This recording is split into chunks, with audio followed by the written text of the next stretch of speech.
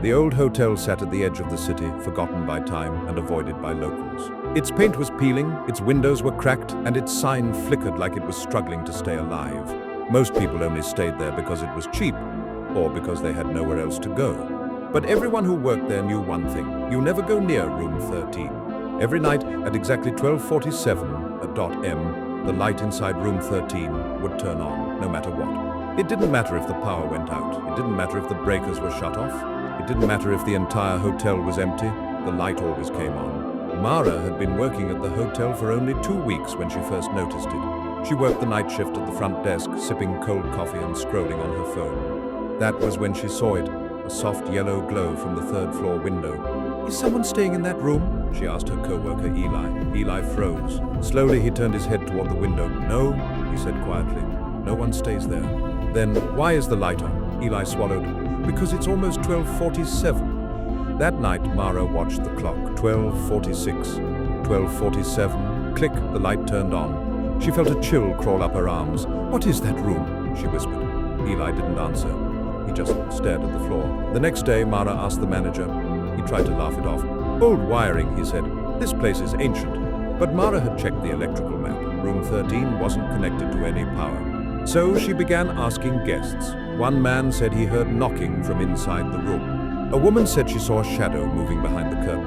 A child said someone was standing in the window waving. None of them stayed long. One night, while walking past the third floor, Mara heard it for herself. Tap, tap, tap. It was coming from behind the door of room 13. "Hello?" she whispered. The tapping stopped. Then she heard something much worse. Breathing, slow, quiet, and right on the other side of the door. She ran. Mara couldn't stop thinking about it. 2 days later, she found something hidden behind the front desk, an old guest logbook. Room 13 had names in it, but after a certain date, the names stopped. Instead, every entry just said, "Occupied." No checkout dates, no signatures, just occupied. At the bottom of the page was a final note: "Do not open the door after the light turns on." That night, the hotel was empty except for Mara. Rain pounded against the windows. As the clock approached 12:47, she stood in the hallway on the third floor staring at room 13. Her hand was shaking, but she had to know. 12:46. The hallway lights flickered. 12:47. The doorknob slowly turned. Click, the light inside turned on. A shadow moved behind the frosted glass. "Mara," a voice whispered from inside. "I'm so cold." She stepped back. "How do you know my name?" she asked. "I read it," the voice replied. "On your badge, just like I read everyone else's." The door creaked open. Inside, the room looked normal. Clean bed, desk, lamp, suitcase. But the walls were covered in names. Hundreds of names, all scratched into the paint. Some were deep, some were fresh. At the center of the room was a man sitting on the bed, holding a notebook. "You shouldn't have come," he said softly. "What is this place?" Mara whispered. "This room doesn't let people leave," he said.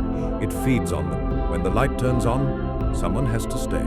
"And if no one comes?" she asked. The man smiled sadly. "Then it goes hunting."